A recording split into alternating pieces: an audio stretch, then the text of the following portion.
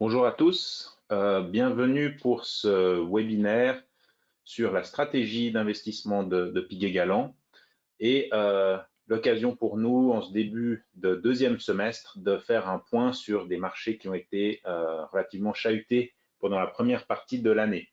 Donc aujourd'hui, on se retrouve avec Daniel Varela, le chef des investissements de Piguet-Galland, qui va nous faire un point sur la stratégie d'investissement et les perspectives économiques pour cette deuxième moitié d'année. Et puis, Nadège Guimard, consultante en investissement, qui présentera dans un deuxième temps une thématique qui nous tient à cœur, qui est la thématique de l'électrification. Rapidement, pour ceux qui ne sont pas forcément familiers avec Piguet-Galland, donc une banque privée principalement active en Suisse romande, avec 6 bureaux au travers de la Suisse romande et une clientèle largement suisse, largement helvétique, et puis un actionnaire principal, un actionnaire de qualité qui est la BCV.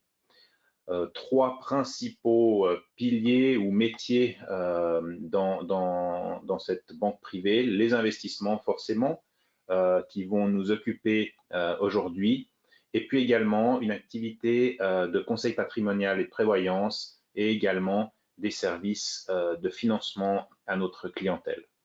Donc sans plus tarder, je vais passer la parole dans un premier temps à Daniel Varela, qui nous parlera donc des perspectives d'investissement pour cette deuxième partie d'année. Comme d'habitude, n'hésitez pas à poser vos questions par le chat et nous essayerons d'y répondre à la fin de ces deux présentations si on en a le temps. Et je passe la parole à Daniel Varela. Merci Daniel, bonjour à toutes et à tous. Effectivement, donc pas mal de questions lors de nos échanges avec des clients sur le contexte mondial, avec un contexte politique et géopolitique qui est particulièrement incertain cette année. Alors c'est vrai que on a l'habitude de dire qu'il y a toujours des incertitudes dans le monde, c'est rare effectivement d'évoluer dans un monde qui est parfaitement certain et où il n'y a pas d'incertitude. Mais c'est vrai que cette année, on est gâté, on a de nombreuses incertitudes.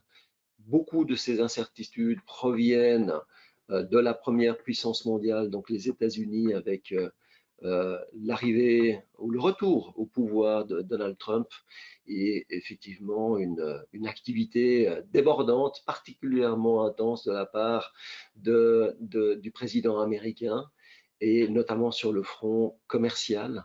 Alors ces incertitudes, elles sont importantes. Il nous semble que potentiellement, on a passé le pic des incertitudes politiques. Donc c'était un début d'année particulièrement agité. On peut passer aux pages suivantes, mais c'est vrai que, alors, les incertitudes, elles étaient nombreuses. On a eu les incertitudes tout récemment géopolitiques, donc avec cette guerre courte, mais assez intense entre Israël et l'Iran.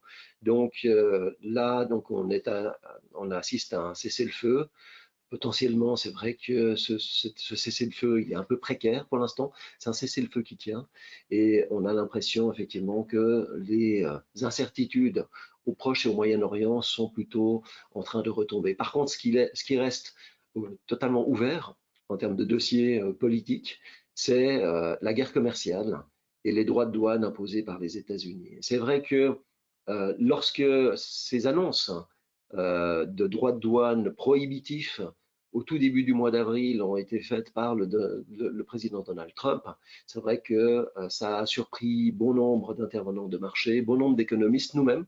C'est vrai qu'à la lecture du programme de Donald Trump l'année dernière, on ne s'attendait pas à des droits de douane aussi élevés. Mais c'est vrai que donc à ce moment-là, on a fait quelques hypothèses à l'égard de M. Trump, des hypothèses qu'on avait déjà posées sur la table en tout début d'année. Et parmi ces hypothèses, une des hypothèses, c'est que M. Trump, c'est quelqu'un de transactionnel et qu'il a l'habitude, de par son métier de promoteur immobilier, donc dans les années 80, 90, 2000, c'est quelqu'un qui a l'habitude de mener des négociations il aime bien effectivement obtenir des concessions de la part de ses concurrents. Ça, c'était une des hypothèses. Donc, quelqu'un qui cherche à faire des deals, à faire des transactions. Et puis, la deuxième hypothèse assez importante, c'est que c'est quelqu'un, et ça, on s'est beaucoup basé sur les observations que l'on avait fait durant son premier mandat. C'est quelqu'un qui, quand même, a un œil sur la bourse américaine et a l'habitude de rétropédaler lorsque la bourse américaine réagit négativement à certaines de ces décisions. Donc c'est ce à quoi on a assisté, donc vers le milieu du mois d'avril. On n'était pas étonné effectivement d'assister à ce rétropédalage. Mais en gros, effectivement, ce dossier n'est pas totalement fermé. On a une période de suspension des droits de douane, on aura l'occasion d'y revenir. Mais donc, c'est vrai qu'à un moment donné, tout début du mois d'avril, par rapport aux droits de douane réciproques qui avaient été annoncés par Donald Trump, on se profilait la menace d'avoir des droits de douane moyens à l'échelle planétaire, en tout cas pour les importations rentrant aux États-Unis, avec des taux moyens de l'ordre de 20 voire 25%. Ça, forcément, c'est un taux extrêmement élevé.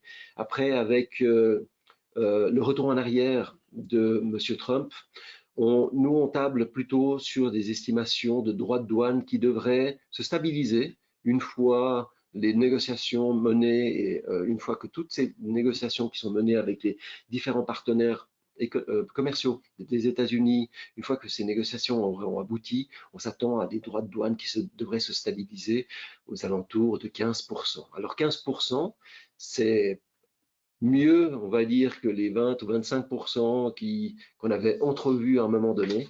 Ça reste quand même une progression assez forte des droits de douane, puisqu'on voit sur le graphique de gauche qu'on retourne quasiment à une situation que l'on avait connue entre les deux guerres. Donc, cette période, cette parenthèse, on va dire idéale de libre-échange avec des droits de douane très peu élevés, touche à son terme, avec des droits de douane qui sont réintroduits par les États-Unis et qui ont des conséquences à l'échelle internationale. Alors, forcément, la question qu'on doit se poser, c'est quel sera l'impact. L'impact économique, il est certain, on aura l'occasion d'y revenir, mais le premier impact que ça va provoquer, c'est au niveau de l'inflation, et potentiellement, ça peut effectivement impacter, ou en tout cas influencer la politique monétaire des banques centrales, à commencer par la Banque centrale américaine. Nous, on estime effectivement qu'il y aura un impact au niveau de l'inflation américaine. On le voit sur ce graphique. Le trait bleu montre que déjà au tout début de la chaîne de l'inflation, donc les prix qui sont payés par les producteurs aux États-Unis, on constate effectivement que les prix payés ont tendance déjà à augmenter et à incorporer effectivement une partie de ces droits de douane qui sont en augmentation. Il nous semble quand même que, et là on le constate, sur les prix à la production, c'est le trait blanc pour l'instant, l'impact, non seulement il est négligeable, mais pour l'instant il n'y a pas d'impact avec des prix à la production qui restent relativement stables et on n'observe pas effectivement d'impact haussier sur les prix à la production pour l'instant. Il nous semble que c'est temporaire. On s'attend à ce que les prix, que ce soit à la production ou au niveau des prix à la consommation, subissent effectivement un certain impact. Mais le fait est que ces droits de douane, qui d'après nous vont se stabiliser aux alentours de 10 ou 15%, pour l'instant, il nous semble qu'une partie de ces droits de douane vont être absorbés par les entreprises, par les entrepreneurs, par les producteurs, et ils ne vont pas être répercutés totalement sur l'inflation américaine. En dehors des États-Unis, où on s'attend effectivement à un léger impact sur l'inflation, à la hausse, mais temporairement, au-delà des États-Unis, il nous semble que ce contexte est plutôt désinflationniste, avec notamment la Chine qui tentera d'augmenter ses parts de marché sur tous les autres pays, puisqu'elle s'attend plutôt à perdre des parts de marché aux États-Unis. Donc, quand même beaucoup de pays, de produits bon marché qui vont effectivement venir inonder les autres pays, les autres marchés, notamment en Europe et en Suisse. Donc, un impact temporaire sur l'inflation aux États-Unis, probablement plutôt désinflationniste sur les autres pays et dans les autres zones économiques. Donc, on le voit, les politiques monétaires, nous, on s'attend à ce qu'elles restent accommodantes, voire même dans certains pays, à ce qu'elles soient, à ce qu'on assiste à une détente supplémentaire, donc par le biais de baisses supplémentaires des taux d'intérêt. À commencer par les États-Unis. Les États-Unis sont en mode pause aujourd'hui, en attendant effectivement de voir l'impact des droits de douane sur l'inflation. Nous, il nous semble que la baisse des taux va à nouveau commencer, se reprendre probablement dès cet automne ou plus tard vers la fin de l'année. Pourquoi on pense à cela? Tout simplement parce que les taux aujourd'hui de la Banque centrale américaine restent très élevés, à plus de 4%, alors que l'inflation est aujourd'hui à 2,5%, pourrait certes rebondir dans les tout prochains mois aux alentours de 3%, mais avec la probabilité, selon nous, de retomber aux alentours de 2,5% dans le courant de l'année prochaine. Clairement, on a aujourd'hui une politique monétaire qui est beaucoup trop restrictive du côté des États-Unis et on s'attend effectivement à ce que la Banque centrale américaine baisse ses taux. D'autres banques centrales probablement baisseront leurs taux encore dans les prochains mois. On pense notamment au Royaume-Uni. Puis la Banque centrale européenne, elle est probablement proche du terme de ce cycle de détente monétaire, mais il reste encore la possibilité, en tout cas pour une baisse de taux supplémentaire, voire un petit peu plus, si l'inflation a tendance à ralentir trop fort ou si l'économie connaît un ralentissement un peu trop fort. La Banque nationale suisse, on constate sur ce graphique, elle a déjà passablement coupé ses taux.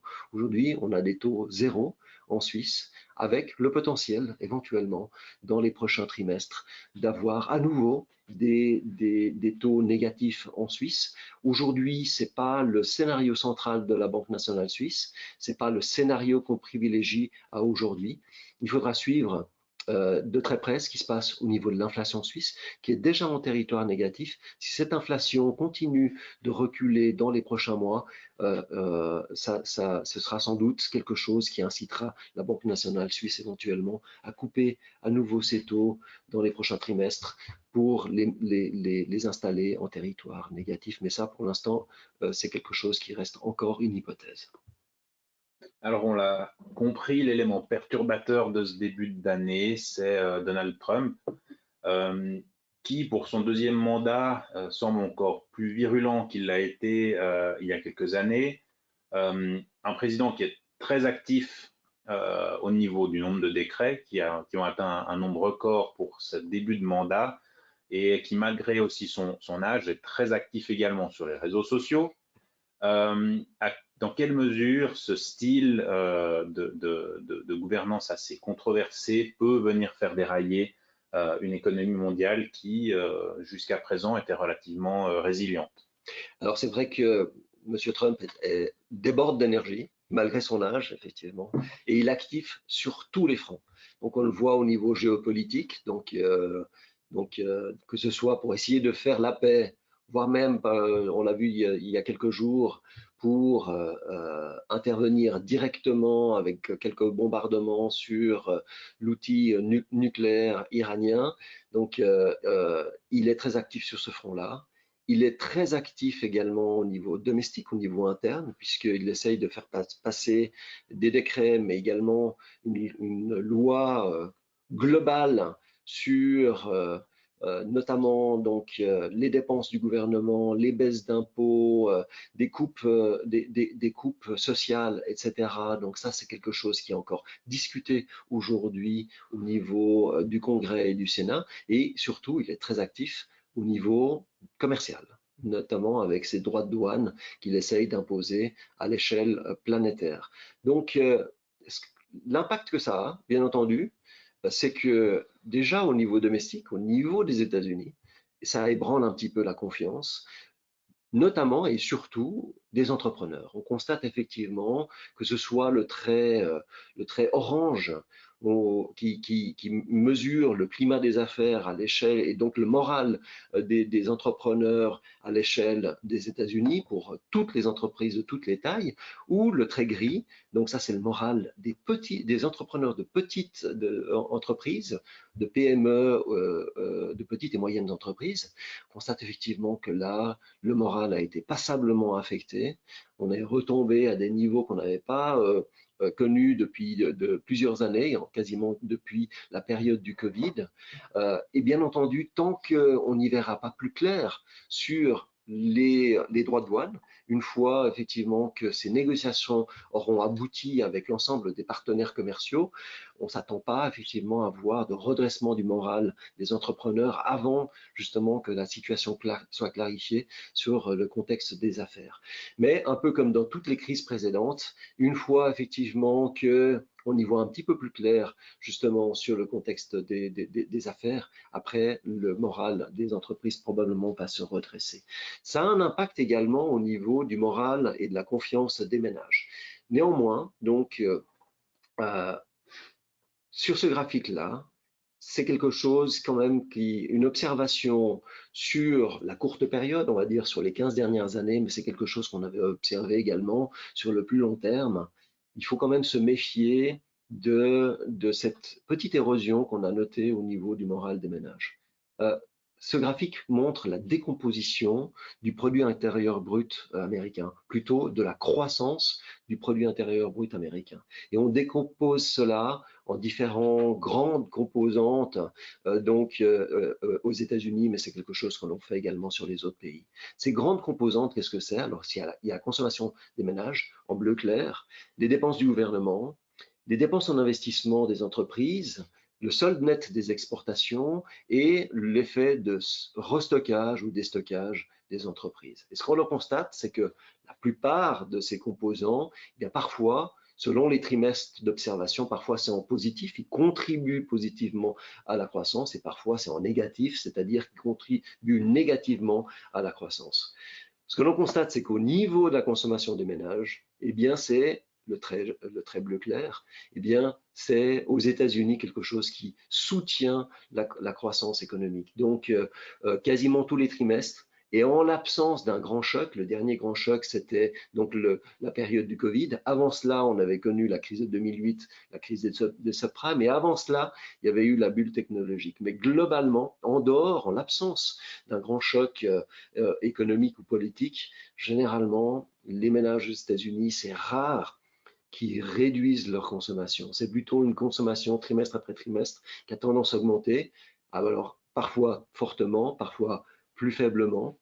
Et nous, il nous semble que même si on doit s'attendre à un certain ralentissement de cette consommation, nous, on ne s'attend pas à un effondrement de cette consommation, tout simplement parce que les différents facteurs qui soutiennent cette dépense, eh bien, ils sont à aujourd'hui encore positifs. On a un chômage qui est très faible. On a des salaires qui sont en progression, donc un contexte où les ménages sont assez satisfaits de leur situation financière et surtout, ils ont confiance sur la solidité de leur job.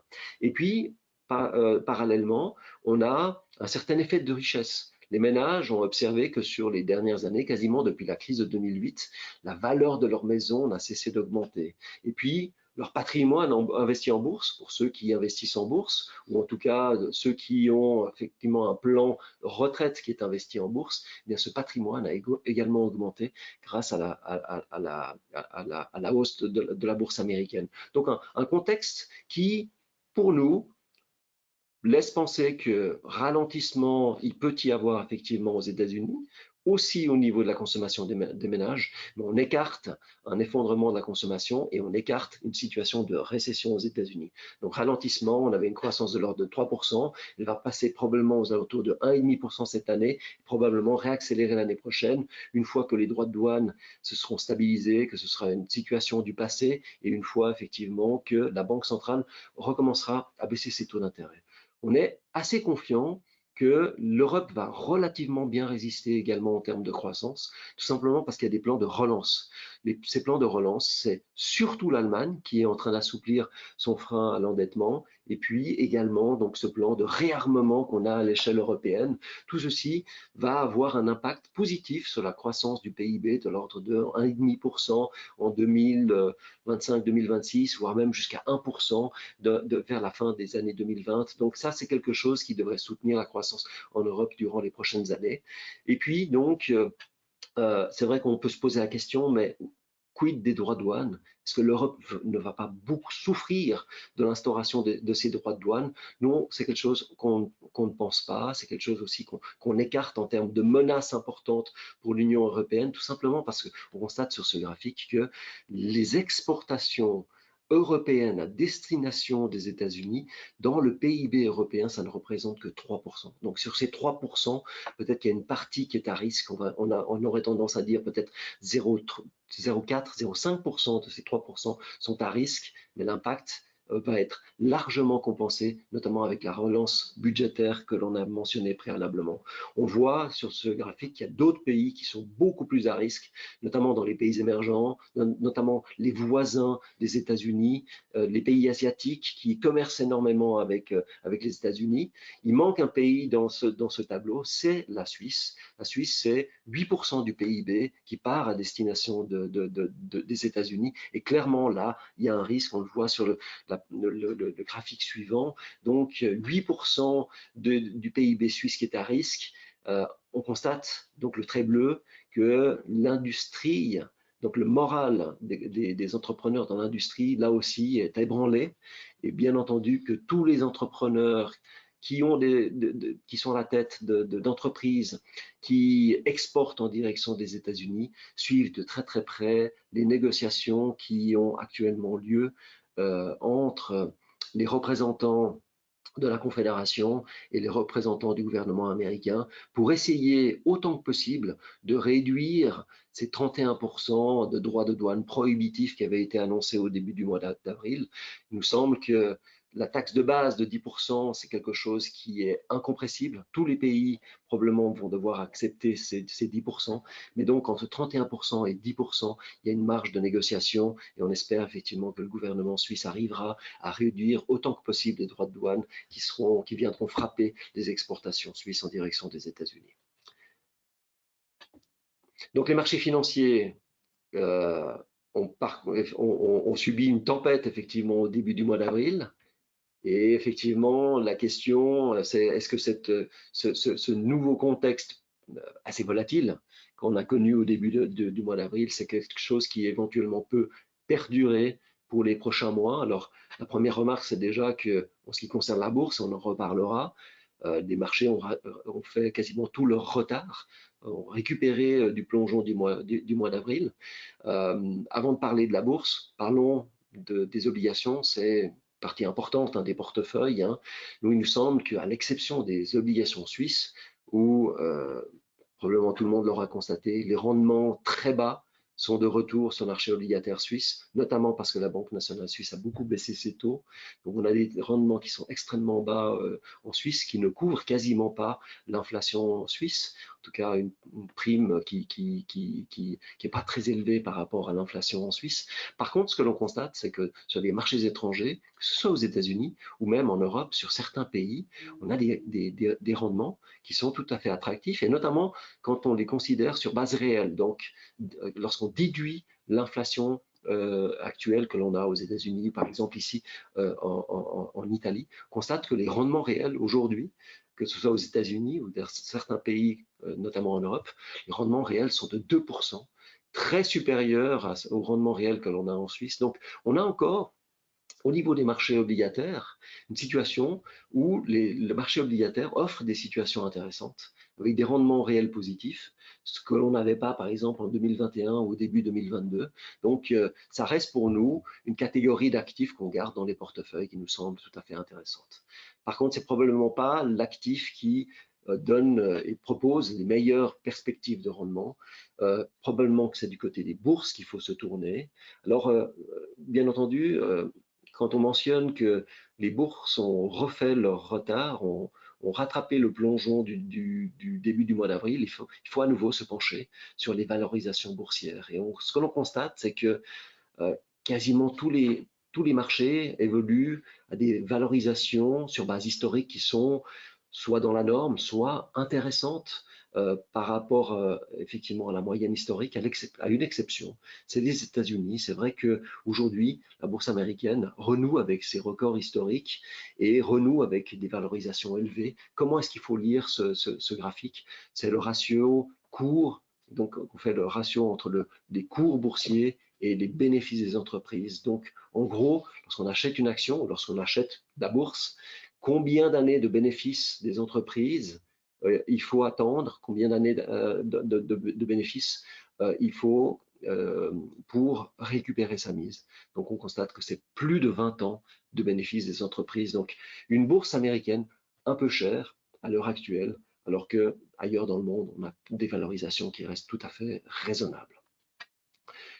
Un petit commentaire sur le marché des changes et plus particulièrement sur le dollar. On a constaté effectivement que le dollar a beaucoup baissé ces derniers temps, donc quasiment une baisse contre franc suisse qui est supérieure à 10%. Est-ce que c'est quelque chose qui peut perdurer? Alors déjà, la première analyse que l'on peut faire, c'est qu'on voit que depuis le 2 avril, depuis le fameux jour de la libération et des annonces fracassantes d'instauration de droits de douane réciproques qui ont été faites à ce moment-là par Donald Trump, en fait, le dollar a cassé son lien avec les taux d'intérêt. Sur ce graphique, on constate effectivement que l'évolution du dollar par rapport à l'euro, eh bien, est passablement déterminé, en tout cas sur le court terme, par le supplément de rendement que le dollar offre par rapport à l'euro. Donc le fameux différentiel de taux que l'on a entre les États-Unis et l'Europe. Ce qu'il faut comprendre, c'est que quand les États-Unis, quand les taux d'intérêt augmentent aux États-Unis alors qu'ils restent stables ou ils diminuent en Europe, ça c'est plutôt favorable au dollar. Ce que l'on constate, c'est que ce différentiel de taux d'intérêt, le trait blanc, il est resté stable, plutôt en faveur du dollar, et pourtant le dollar a décroché contre l'euro, c'est le trait bleu, on constate effectivement qu'il a cassé son lien avec les taux d'intérêt. Pour différentes raisons, c'est vrai que ces différentes raisons sont beaucoup en lien avec les politiques de M. Trump. Donc une politique au niveau budgétaire où on laisse filer les déficits, on annonce de nouvelles baisses d'impôts, et puis dans le même temps, effectivement, donc toutes les mesures qui sont prises par M. Trump vont plutôt dans le sens d'une confiance des investisseurs qui est ébranlée à l'égard du dollar et des actifs américains.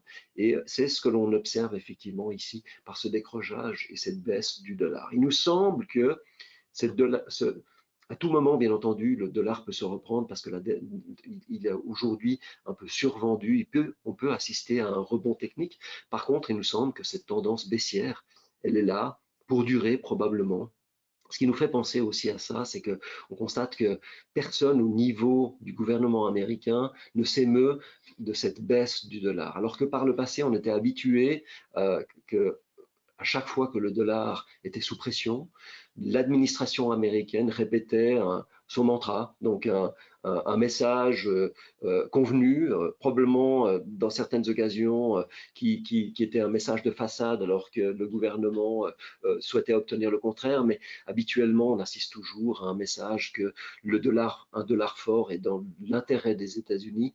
On a entendu personne au sein de l'administration américaine venir au secours du dollar depuis ces 3 derniers mois, ce qui nous fait penser que dans le cadre de sa guerre commerciale avec ses principaux partenaires commerciaux, peut-être que le gouvernement américain encourage une baisse supplémentaire du dollar pour gagner en compétitivité et participer effectivement à cet effort de réindustrialiser le pays. Donc peut-être une baisse du dollar qui pourrait se poursuivre sur les prochains mois.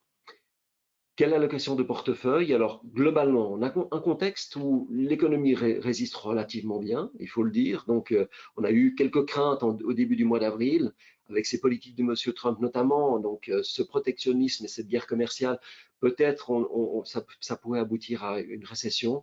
Nous, on a écarté assez rapidement ce scénario. On table toujours sur un ralentissement, mais pas de récession. Et puis, les banques centrales qui vont avoir tendance à baisser leurs taux. Donc, un contexte sur la durée qui est plutôt favorable. Mais sur le court terme, c'est vrai que on est un peu, on va dire, interpellé par le fait qu'on a des bourses qui sont quasiment au plus haut alors qu'on a encore pas mal d'incertitudes au niveau politique et plus particulièrement sur le volet commercial. Donc, début avril, ou plutôt le 9 avril, M. Trump a décidé de suspendre les droits de douane réciproques pour une période de 3 mois. Donc la plupart de ces droits de douane, ou cette suspension, cette période de suspension arrive à échéance la semaine prochaine. Et à aujourd'hui, on a seulement 2 pays qui ont conclu un deal, qui ont mené une négociation qui a abouti.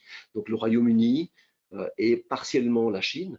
Tous les autres pays sont encore en mode de négociation. Et on s'inquiète effectivement de voir éventuellement M. Trump réinstaurer des droits de douane, annoncer la fin de cette période de suspension des droits de douane, et on imagine que ça peut effectivement occasionner une certaine volatilité sur les marchés financiers, plus particulièrement sur les bourses, à un moment où on le sait, hein, d'un point de vue saisonnier, les bourses sont un peu plus volatiles, hein. Durant l'été, on sait que c'est des marchés plus étroits, il y a moins de volume, les investisseurs, en tout cas une partie d'entre eux, sont en vacances, et donc ça, généralement, ça occasionne un peu plus de volatilité sur les marchés. Raison pour laquelle on a décidé de manière tactique, hein, et sans doute temporaire, de réduire notre exposition aux actions dans les portefeuilles. Donc on était à 44%, on abaisse cette exposition à 41%, donc on neutralise quasiment cette exposition aux actions en baissant prioritairement aux États-Unis. Donc on coupe l'exposition actions américaines de 2%,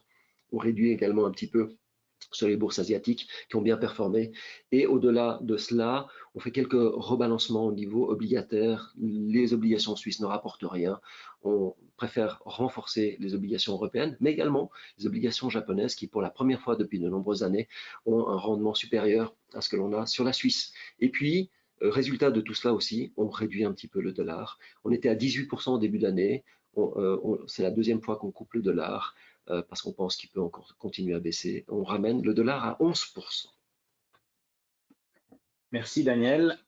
On va aborder la deuxième partie de cette présentation avec le thème de l'électrification, un enjeu qui touche de nombreux domaines. Ça va de la transition énergétique à la révolution technologique qu'on vit actuellement avec l'émergence de l'intelligence artificielle. Nadège Guimard va nous présenter cette thématique et surtout des opportunités d'investissement qui, selon nous, offrent des potentiels extrêmement attractifs pour un thème structurel sur le long terme. Merci Daniel, bonjour à tous. Alors c'est vrai que dans ce contexte très fébrile, des bourses au plus haut, les questions sur le pétrole, la défense, le dollar, c'est bien plus au cœur des préoccupations qu'un sujet technique comme l'électrification qui peut paraître même décalé. Pourtant, c'est une actualité brûlante, hein, cette actualité brûlante révèle combien en fait le système énergétique, ce qu'on produit, ce qu'on consomme, ce qu'on sécurise, devient une question stratégique. Il y a 2 semaines, le Wall Street Journal publiait un article sur la vigilance accrue des États-Unis face au risque de cyberattaques, notamment sur les infrastructures et en particulier sur les réseaux électriques. Alors, dans cette deuxième partie, l'idée, c'est vraiment de vous familiariser à la thématique et de vous montrer en quoi chez Piguet Galland, nous la considérons comme une conviction d'investissement et pourquoi, malgré son apparence technicité, elle touche des enjeux très concrets, durables et d'actualité. Donc effectivement, l'électricité est devenue critique. L'Agence internationale de l'énergie estime que la demande d'électricité devrait augmenter de 30% d'ici 2050. Ça veut dire, en d'autres termes, qu'il va falloir doubler le réseau actuel, créer 111 millions de kilomètres de câbles. Donc, ça fait des années en fait que la consommation électrique a eu tendance à rester stable, voire à même baisser. Mais 2 facteurs récents, comme Daniel, tu viens de le mentionner, changent la tendance. Un, effectivement, les enjeux climatiques et la décarbonisation d'ici la fin du siècle. Et évidemment, l'émergence de l'intelligence artificielle. Il faut savoir que des logiciels d'intelligence artificielle générative consomment 33 fois plus d'énergie que des logiciels classiques. Alors, c'est des points, et cette inflexion, elle est significative au point de pousser vraiment au rupteur les systèmes actuels qui sont vieillissants et inadaptés. Et pour preuve, on a 2 exemples assez récents. Le premier, c'est fin avril dernier, on a 60% du réseau espagnol qui est coupé en quelques secondes.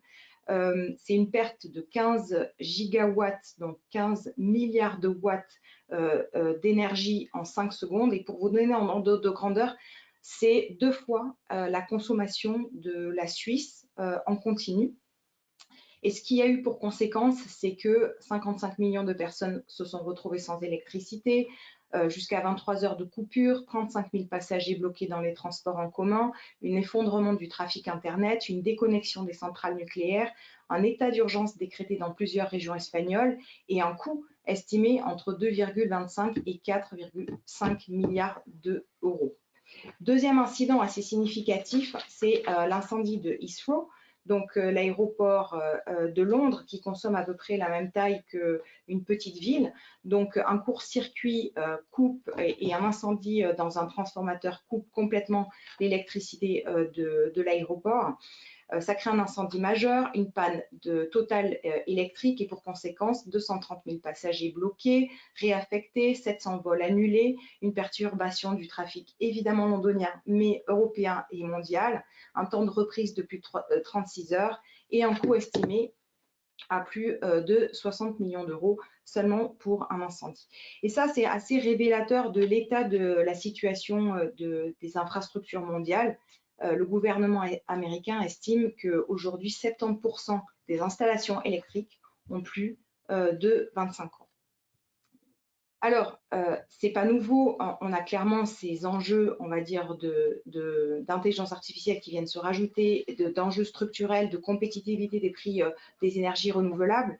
Heureusement, la bonne nouvelle, il y a beaucoup de progrès qui ont été faits. Hein. On a vraiment le prix du solaire, le prix de l'éolien qui aujourd'hui sont très compétitifs, sont même en dessous des prix du gaz. Mais on a deux éléments qui sont venus choquer en tout cas ce monde et ce fonctionnement des économies sur nos systèmes électriques habituels.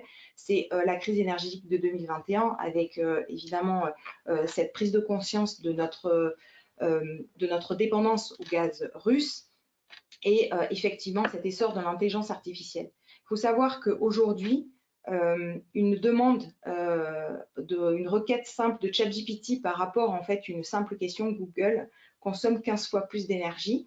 Donc multiplié en fait au data center, et c'est le graphe que vous voyez, démultiplie la croissance en fait et la demande de l'électricité des data centers, dont a priori la demande d'électricité augmente à minima de 15% par an et devrait doubler d'ici les 5 prochaines années, ce que l'on voit sur le graphe, que ce soit aux États-Unis ou que ce soit dans le reste du monde. Alors, on a parlé d'Espagne, on a parlé du Royaume-Uni, je donne des chiffres sur les États-Unis, mais il faut aussi prendre conscience en fait que la Suisse aujourd'hui, alors elle est plutôt très bonne élève, hein, puisque l'essentiel de la production électrique en Suisse vient de la production hydroélectrique.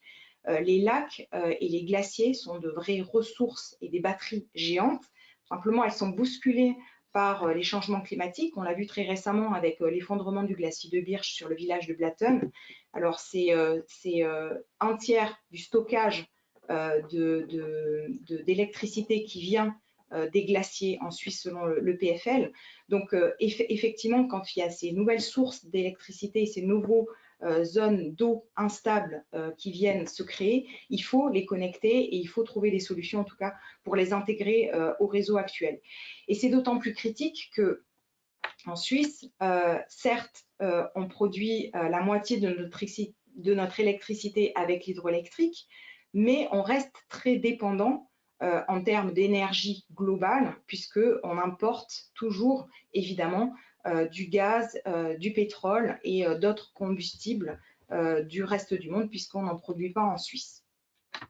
Et si à ça, on ajoute évidemment le choix du peuple, notamment la votation d'avoir 60% de renouvelables dans la production d'électricité d'ici 2035 et des estimations de l'Office fédéral d'ici 2050, a priori, on aura 40% d'électricité qui devrait être couverte par le photovoltaïque et des décisions récentes justement dans le canton qui prouvent que ce n'est pas une lubie et ce n'est pas une volonté temporaire, c'est vraiment une direction que prend la Suisse et l'Europe en particulier avec justement la votation des électeurs genevois qui ont décidé de l'installation obligatoire de panneaux solaires dans les nouveaux bâtiments et dans de nouvelles ressources, dans les nouvelles rénovations.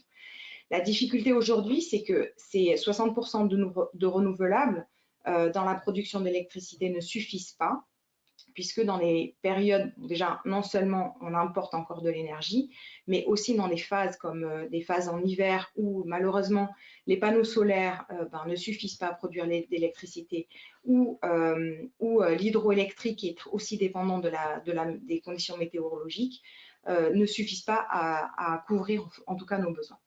Donc si l'augmentation de la production ou la diminution de la consommation ne sont pas les solutions, finalement, est-ce que la solution ne viendrait pas d'une meilleure connexion et donc de cette intégration des réseaux que l'on appelle intelligents qui transformerait la donne? Alors l'idée, c'est vraiment de passer d'une structure traditionnelle, verticale, rigide, unilatérale, à un système interconnecté, fluide, connecté, autonome et instantané surtout. C'est quand même ça la grande difficulté. Donc l'idée vraiment des réseaux intelligents, c'est vraiment de connecter toutes les sources intermittentes qui produisent de l'énergie, que ce soit des centrales thermiques, des parcs éoliens, des énergies solaires ou du nucléaire, avec des capteurs, des transformateurs, des systèmes de connexion qui permettent et qui sont pilotés de manière automatique et indépendante et qui permettent de manière instantanée de fournir justement tous les besoins, que ce soit les maisons connectées, les véhicules électriques ou tous les besoins industriels que l'on peut avoir. Et tout ça, c'est vraiment le message et l'idée et l'intégration de ces réseaux intelligents. Alors, on ne parle pas seulement d'une technologie isolée, et c'est là toute la difficulté, mais d'un écosystème assez complexe que l'on structure en 3 parties. Donc en amont, vous retrouvez la production d'énergie renouvelable avec les matériaux, les équipements, également les producteurs d'énergie renouvelable.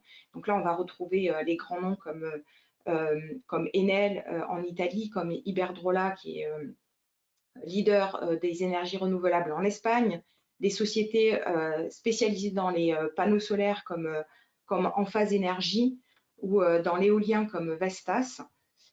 Dans une deuxième partie, on va trouver dans la chaîne de valeur, la partie intermédiaire, on va retrouver la distribution, donc avec les fournisseurs d'équipements et également avec les réseaux électriques, donc des sociétés comme ABB, comme Schneider, comme Prysmian, qui est le leader italien des câbles, et dans tout ce qui est réseau électrique, des sociétés comme General Electric, comme Hitachi, qui est une société japonaise, leader aussi dans les systèmes de réseau électrique, ou des grands industriels comme Siemens.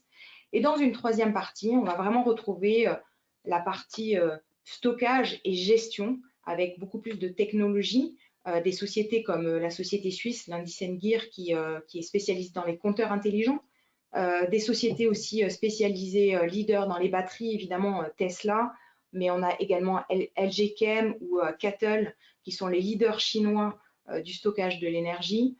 Des sociétés aussi que l'on retrouve dans cette partie-là, j'ai nommé ABB et Siemens plutôt dans la partie processus, ou dans tout ce qui est data center, comme des valeurs comme Equinix, qui sont vraiment les leaders de la connexion 100% renouvelable des data centers. Donc, ce qui va nous intéresser particulièrement, c'est ces deux dernières parties de l'écosystème, la distribution et l'énergie, pour 3 raisons. La première, c'est que c'est là où il y a les budgets qui sont le plus déployés et les CAPEX qui sont les plus importantes. Donc, on parle quand même de 800 milliards de dollars par an sur les 8 prochaines années. C'est là également où il y a le plus de développement technologique et de progrès à faire. Et c'est aussi là, par exemple, qu'on va retrouver toutes ces fameuses sociétés de semi-conducteurs dont on parle beaucoup dans l'intelligence artificielle, mais qui sont essentielles dans les systèmes et dans les réseaux électriques. Et l'inconvénient aussi de cette partie en amont, c'est que c'est une partie qui est réglementée, donc où les marges ou les prix sont fixés. On l'a bien vu justement dans la crise énergétique précédente, où les barrières à l'entrée sont quand même assez colossales. C'est quand même assez difficile de lancer, de créer un réseau électrique et de devenir une société des services publics du jour au lendemain. Et c'est aussi là qu'il y a énormément de compétitivité. Je pense aux panneaux solaires, notamment des compétiteurs comme CATL, qui ont fait s'effondrer la capitalisation boursière de sociétés comme Meyer Burger, que vous connaissez, qui est une société suisse et qui a vu sa capitalisation boursière divisée par 5 sur les dernières années. Alors aujourd'hui, la grande difficulté, c'est toujours de comment s'exposer. Donc la thématique peut être la plus attractive possible. On parle quand même de marché, on parle de timing, on parle de de réglementation, on parle de points d'entrée. Et donc, c'est toujours très difficile de concrètement s'exposer à une thématique, et surtout quand on parle de révolution industrielle comme celle-là. Et encore une fois, la thématique n'est pas nouvelle, donc ce n'est pas l'idée demain de se connecter au réseau et absolument d'acheter la moindre société qui est liée au thème, mais vraiment de privilégier des produits, des solutions qui sont diversifiées, qui sont activement gérées. Nous en avons identifié deux. La première, c'est un certificat qui est géré par Piguet Galland, qui s'appelle le certificat Smart Cities, qui est en euros, qui se structure autour de 4 piliers, dont les réseaux électriques, mais également la Smart Tech, ou tout ce qui concerne justement les connectiques. Donc, il y a à peu près un quart du portefeuille qui est exposé au réseau électrique. Le portefeuille est investi en euros. Il a fait une très belle résilience et une belle performance depuis le début de l'année, puisqu'il est, malgré le contexte très agité de ces derniers mois, et à près de 5% de performance. On va retrouver des titres comme ceux que je viens de nommer, des Siemens Energy, des Prysmian dans le top 10. Et vous avez également une version tracker avec le First Trust Smart Grids qui existe en dollars et en euros et qui est spécifiquement investi sur la thématique avec à peu près 40% de valeur industrielle et une quinzaine de pourcents de services publics mondiaux avec un portefeuille qui est assez équilibré, un tiers d'Europe, un tiers d'États-Unis, un tiers d'Asie. Et pour ceux qui préfèrent vraiment les idées directes et les titres, on a sélectionné 3 valeurs qui sont suivies, qui sont à l'achat chez Piguet Galland, qui sont vraiment connectées au thème des réseaux intelligents et de l'électrification, mais pas seulement. Donc ABB pour ses charges haute puissance et ses logiciels de flux d'énergie. Schneider Electric, c'est la seule société qui offre vraiment une solution complète sur toute l'offre et la chaîne de valeur que je viens de présenter. Qui a notamment en fait développé une plateforme prédictive de pic de consommation et qui fait un projet pilote avec la ville de Barcelone. On a la société Siemens, donc qui est un industriel européen, mais qui a une division spécifique sur les réseaux et les réseaux intelligents et qui développe notamment des logiciels d'intégration de renouvelables. Ils travaillent justement avec la région de la Bavière pour stabiliser la connexion de tout ce qui est renouvelable au système électrique. Donc pour conclure, je citerai Thomas Edison qui est le créateur et fondateur de General Electric et qui est quand même le pionnier de l'électricité. Donc la valeur d'une idée réside dans son utilisation. L'idée de l'électrification, c'est 3 impacts. Un impact économique avec des budgets colossaux d'après l'Agence internationale de l'énergie de plus de 800 milliards par an d'ici les 5 prochaines années, voire plus. Un impact technologique avec évidemment cette demande exponentielle de l'intelligence artificielle, des data centers et du cloud qui oblige en tout cas à nous adapter, et un impact de société puisque évidemment l'électrification est la condition essentielle à la transition énergétique. Merci beaucoup. L'heure est assez avancée, mais peut-être avant de tirer la prise, on va répondre à une question sur une classe d'actifs qu'on n'a pas forcément abordée ce matin, l'immobilier suisse. Qu'en est-il aujourd'hui, notamment après les actions de la BNS en termes de taux d'intérêt? Alors déjà, donc, pour l'immobilier suisse, les investissements dans la pierre, on peut partir de l'idée et de l'hypothèse que les décisions de la Banque nationale suisse d'assouplir la politique monétaire, c'est quelque chose qui est positif.